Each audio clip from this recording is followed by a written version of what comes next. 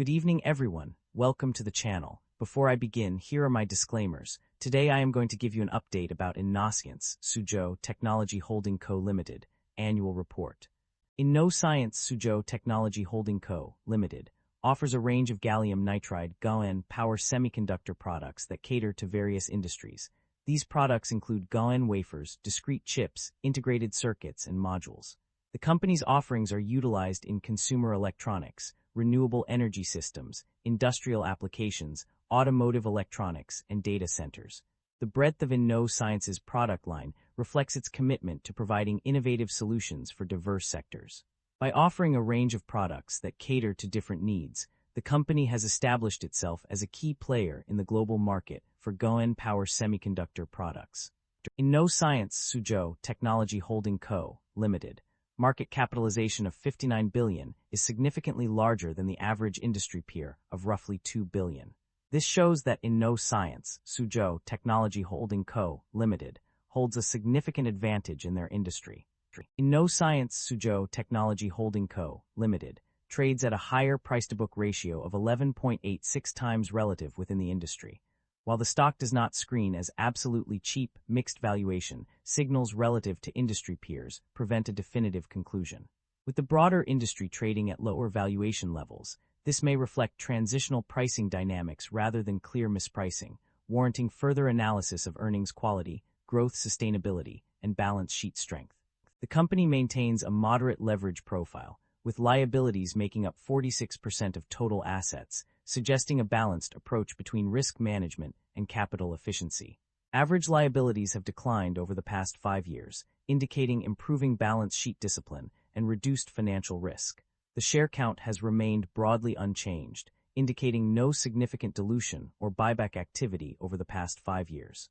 The income statement shows that the company have been growing its revenue annually, but the operating income have not been increasing.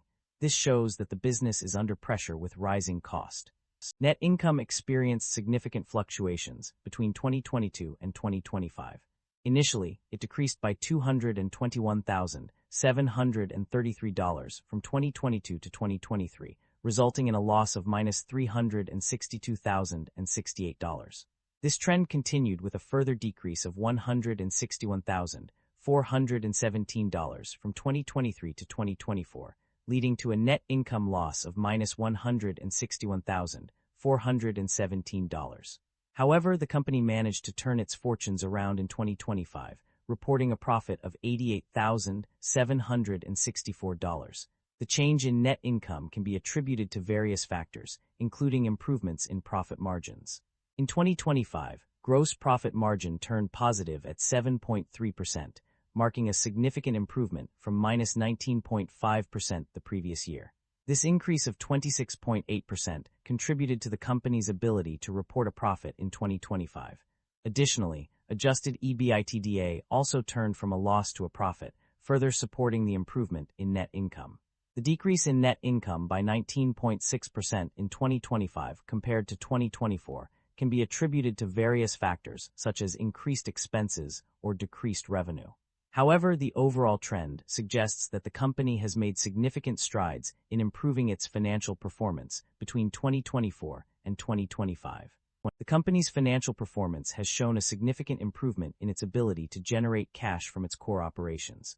According to the latest data, the company achieved an operating cash flow of RMB 2,967 million in 2025, marking a positive trend. This indicates that the company is successfully converting its profits into cash, which is essential for sustaining business growth and meeting financial obligations. The generation of positive operating cash flow suggests that the company's operations are efficient and profitable, providing a solid foundation for future success. The company's debt level has experienced significant changes over the past year. According to the extracted summaries, the total debt level increased from RMB 1,923,896 in 2024 to RMB 2,229,708 in 2025, marking a substantial rise of 16.3%. This increase is also reflected in other reports, with one stating that the debt level has risen by RMB 317,749, 13% increase, from 2024 to 2025. On the other hand, interest expenses have seen a notable decline. The net interest expenses decreased by -21.6% from 2024 to 2025, indicating a reduction in the company's financial burden. This trend is consistent across multiple reports, with one showing that interest on loans and borrowings increased by only 0.9%, which can be considered negligible. Overall, while the company's debt level has risen significantly, its interest expenses have decreased, suggesting that the increase in debt may not necessarily translate to higher financial costs for the company. Management's outlook on the company's strategy is focused on improving profitability through investments that offer better returns than traditional time deposits. The company plans to expand its capacity by December 31, 2028, with a goal of repaying interest-bearing liabilities during the same period. To mitigate risks, management is strengthening internal control systems and decentralizing responsibilities. In addition to capacity expansion, the company aims to invest in businesses that complement its existing operations and align with growth strategies. This includes expanding service offerings and enhancing technological capabilities.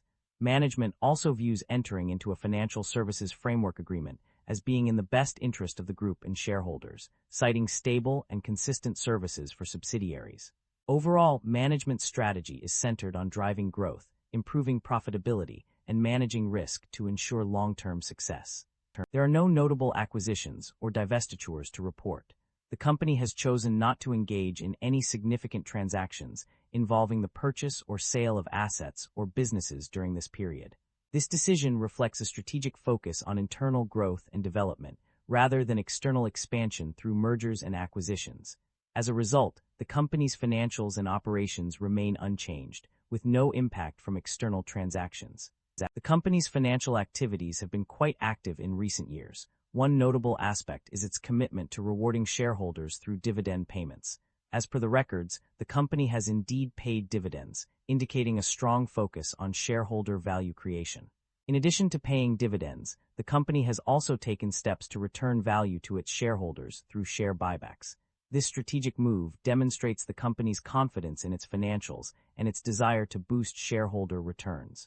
By buying back shares, the company is essentially reducing the number of outstanding shares, which can lead to an increase in earnings per share and a more favorable valuation for existing shareholders. Concerns about inventory buildup and potential supply chain disruptions have been raised due to significant increases in inventory levels. As noted on page 129, finished products have increased from 148,399 to 612,838, indicating a substantial accumulation of inventory. This is further supported by the write-down of RM 180,234,000 on page 84, suggesting that some of this inventory may be at risk of becoming obsolete or unsellable. The net realizable value of inventories is also a source of estimation uncertainty, as mentioned on page 110.